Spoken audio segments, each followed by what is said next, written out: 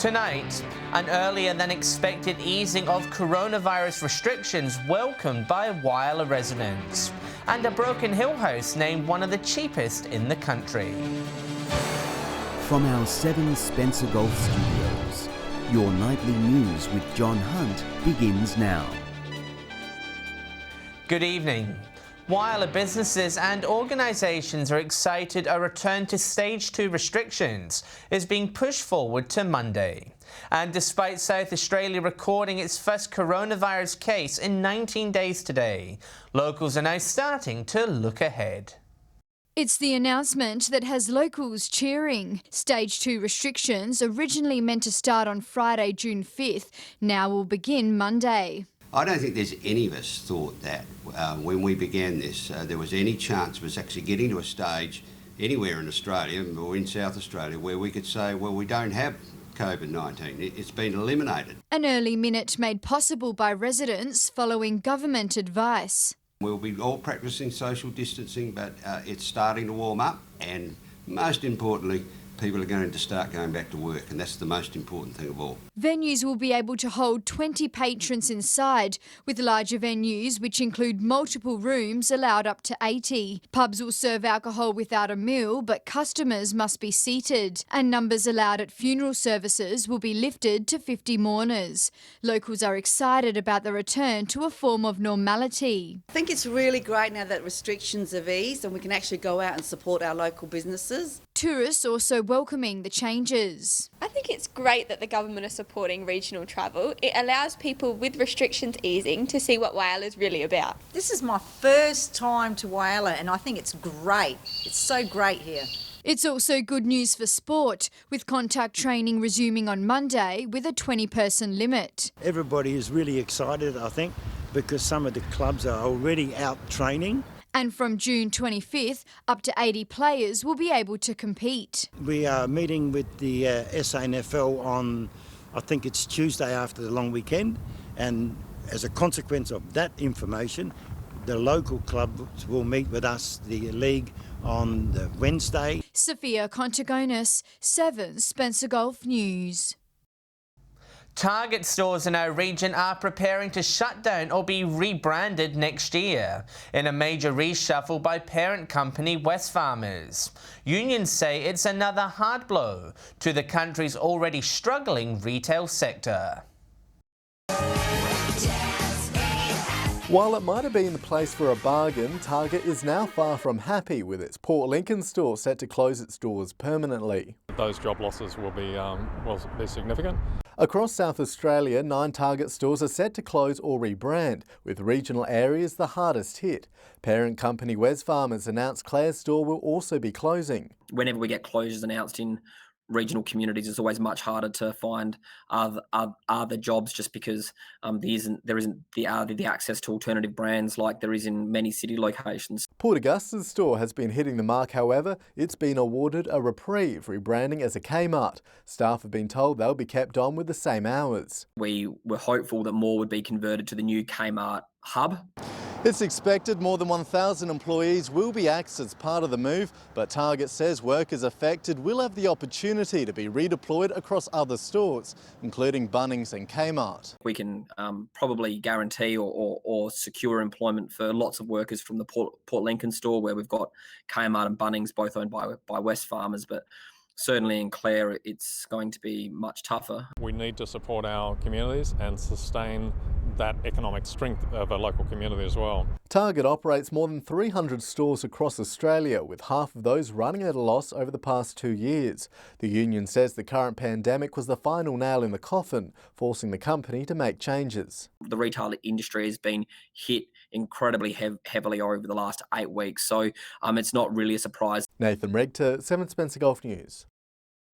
A 22-year-old Whyalla Jenkins man has been arrested after allegedly breaking into a Cleve store last week. Early last Monday morning, a generator and laptop was stolen from a rural merchandise store. The items were located a few hours later 10 kilometres away on the side of Arno Bay Road. Crime scene investigators allegedly located fingerprints on the laptop. The man was arrested yesterday on a series of charges and will appear in court in August.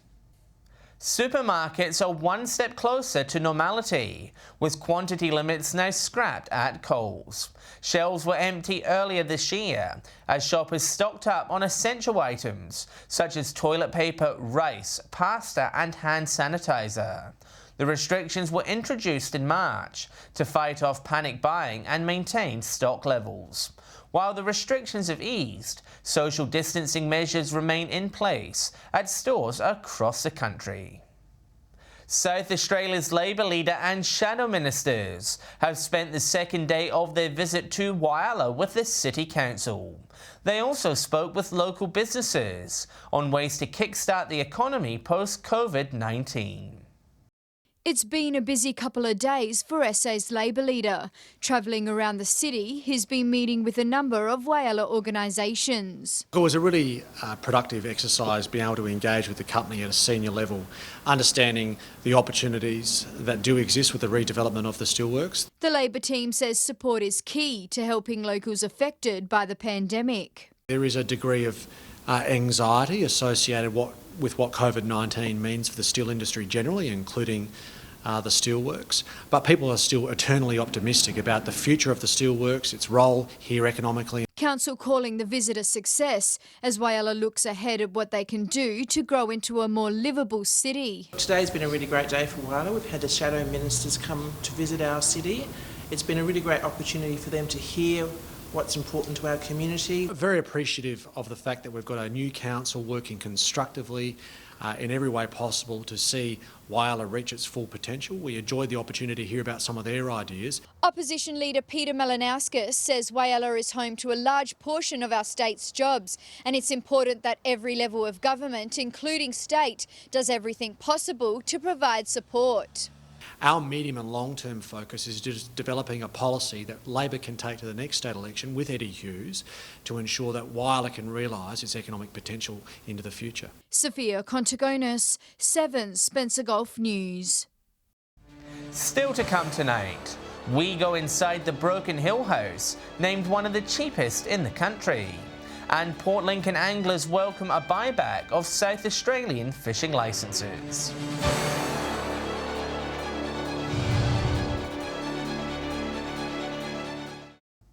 Welcome back. Some of the cheapest houses in Australia are currently for sale in Broken Hill. With prices under $50,000, local real estate agents say the Silver City market is rife with bargains.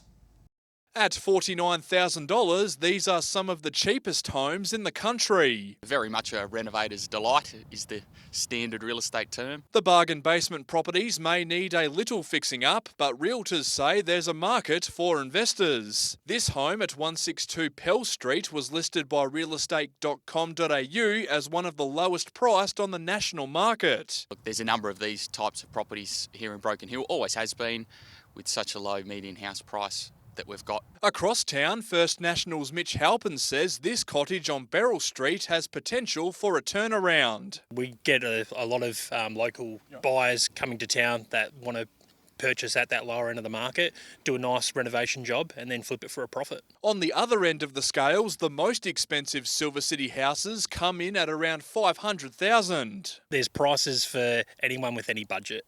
That's the wonderful thing about the Broken Hill real estate market. Generally in Broken Hill floats somewhere between $120,000 and $130,000, which, you compare it to Melbourne or Sydney, that's somewhere between $800,000 or $1 million. It's obviously a very big difference. Mr. Handberg says his office saw an uptick in sales for May after a drop in April. The lifting of coronavirus restrictions adding more certainty to the market. For First National, it hasn't been as bad as expected. I was anticipating to maybe do 1 to 2 sales a month. That hasn't happened.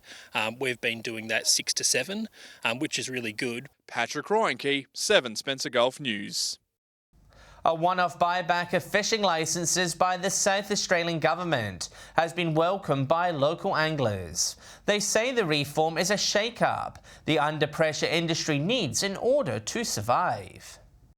Too many anglers with not enough fish to go around. At the moment we're just vulnerable and We need security in this industry. Now some hope on the horizon with a major shake-up of the marine scale sector, set to boost profitability and sustainability. The sector is unviable and the government have recognised that. A new reform package unveiled this week will see the state government buy out more than 150 fishing licences from anglers wishing to exit the industry. The one-stop opportunity for fishers to leave the sector proving to be an attractive bait. Make the industry a better place into the future. Yeah, it can't happen quick enough as far as I'm concerned. 75% of South Australian marine scale fishers are not viable, they are not making a profit, and so we are giving them the opportunity to consider their future in the industry or a dignified exit. Local anglers say fish stocks have been decimated, with the recent closure of the snapper sector due to overfishing just the tip of the iceberg. It will be a difficult transition, but it's needed.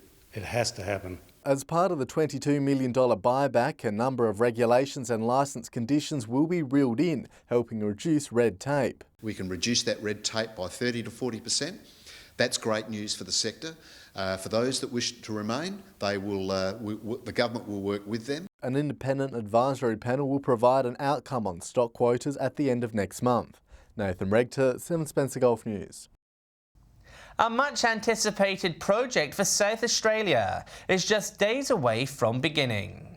The upgrade of the wild dog fence is set to begin, helping protect livestock from being attacked by feral and natural pests. A century-old fence in need of refurbishment. The fence is leaking and sheep are getting maimed, destroyed. It's pretty ugly by wild dogs. Work on the 1,600-kilometre stretch of fence north of Port Augusta will begin later this week. But it hasn't been an easy journey to get from planning to putting shovels in the ground. Well, we probably had a couple of setbacks with fires earlier in the year and now with COVID-19. So to actually get us started, it's great news.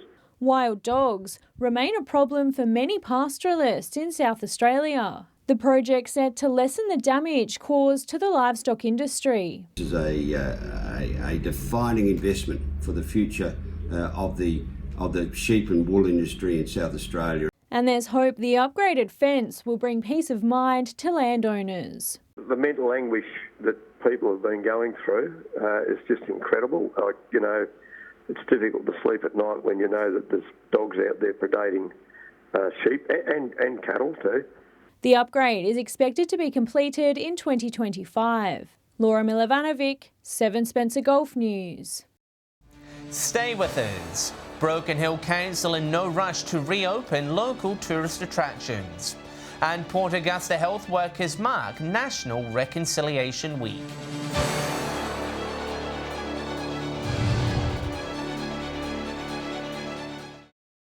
Broken Hill City Council has confirmed it's in no rush to reopen cultural facilities by the start of June.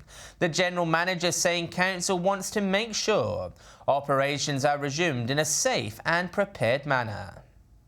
While coronavirus is still a major health issue, Broken Hill Council won't be taking any risks. We need to be responsible in terms of how we reopen our facilities and our, the responsibilities we have for our not only our staff but the community more broadly. The New South Wales Government recently announced cultural facilities could reopen from the start of the month. However, the General Manager says they'll go at their own pace. In between people coming in and out, we've got to be able to clean down things like computers and books and all of those sorts of things. So it's a lot more. There's a lot more to this than just throwing the doors open and inviting everyone back in. It's really about how you manage it. Buildings like the Art Gallery, Geo Centre, Visitor Information Centre and the library to remain shut a little longer. With contact tracing and taking names and numbers of all visitors to facilities part of any reopening, Mr Ronkin says it takes time to get all those precautions online. There are a number of restrictions and a number of governance measures that we've got to put in place to deal with this. So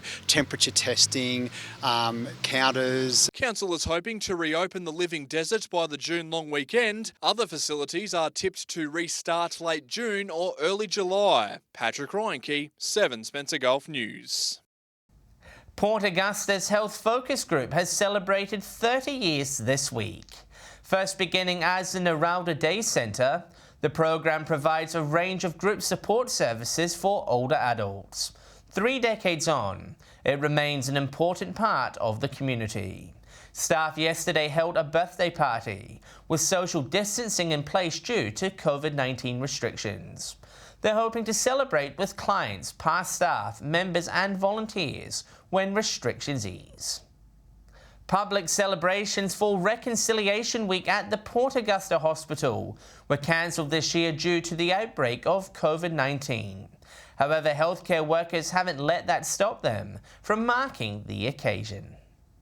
It's a special occasion, but Reconciliation Week joined many other events in being forced to cancel due to COVID-19. Celebrations at the Port Augusta Hospital looking a little different. We've been trying to think about ways in which we can still celebrate Reconciliation Week with staff.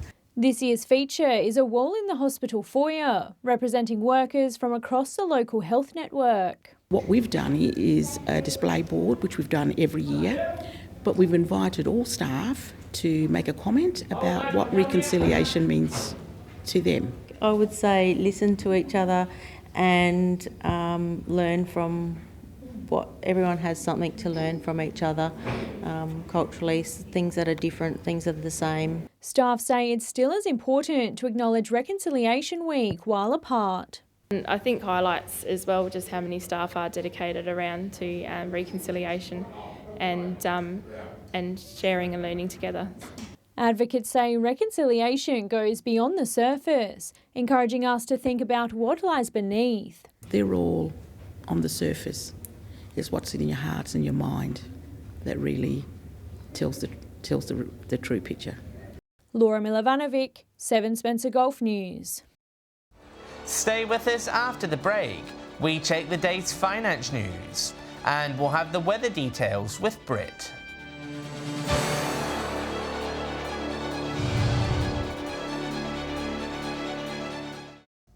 Hello again. Time for a look at the day's finance news, and it was mostly green across the board. Target owner Wesfarmers was up more than 3%, with Bank SA owner Westpac rising by around 6%. Oz Minerals also gained ground, up 2.5%. CSL, Cube and Adelaide Brighton Cement also having strong days. And the ASX 200 and All Ordinaries also had strong Tuesdays, with both markets rising by nearly 3%. Time for a look at what's happening in the weather as we start heading towards the end of the week. Here's Britt with the details. Thanks, John, and good evening. We've seen mild conditions today with showers over most parts. Woodner recorded a high of 18 degrees, Port Augusta 17, Whyalla, Port Pirie and Adelaide 16, Port Lincoln, Broken Hill and Coffin Bay 15, Kadina, Cleve and Clare all 14 degrees. Here's a look at today's satellite with extensive areas of cloud in the south and west of SA and a cold front and trough sending showers in our direction. To our north, cloud streaming with an upper trough but no rain. Moving on to tomorrow, northerly winds on the Gulf waters at 20 to 25 knots, reaching 30 knots at times in the south. Seas at 1 and 1.5 to 2.5 metres, with south to southwesterly swells below 1 metre. Now let's see what the forecast looks like near you. A shower or two at Port Lincoln tomorrow with a top of 18. Woodner, showers clearing, also 18. Cleve, a shower or two, looking at a top of 17 degrees. A partly cloudy day for Whyalla and Port Augusta, both expected to reach 19 tomorrow. Kadina 17 with a possible shower. 18 the top for Port Pirie tomorrow, looking fine and partly cloudy. Clare fine and 14. Broken Hill partly cloudy and 17 tomorrow. Taking a quick look further through the week now, fine and partly cloudy across the region on Thursday. Port Augusta and Woodner both expected to reach 19 degrees. Whyalla, Broken Hill, Port Lincoln, Port Pirie and Kadina all 18. A little warmer with bright and sunny conditions on Friday. Maximum temperatures creeping into the 20s with a top of 23 degrees expected at Woodner. Port Augusta 22, Whyalla and Port Lincoln 21, Port Pirie and Kadina both 20, Broken Hill the exception with a little bit of cloud cover, expected to reach 19 degrees. And finally to Saturday, where we'll see showers across the Spencer Gulf region. Broken Hill remaining dry, fine and partly cloudy with a top of 19 there. Port Augusta showers and 20. Whyalla, Port Pirie and Kadina all showers and 19. Woodner and Port Lincoln both reaching 18 degrees. And John, that's the weather. Back to you. Thanks for that, Britt. And that's the local news this Tuesday evening. Thanks for joining us. I'll have updates later, and we'll be back tomorrow night at 7 p.m. Until then, on behalf of the team, have a great evening. Good night.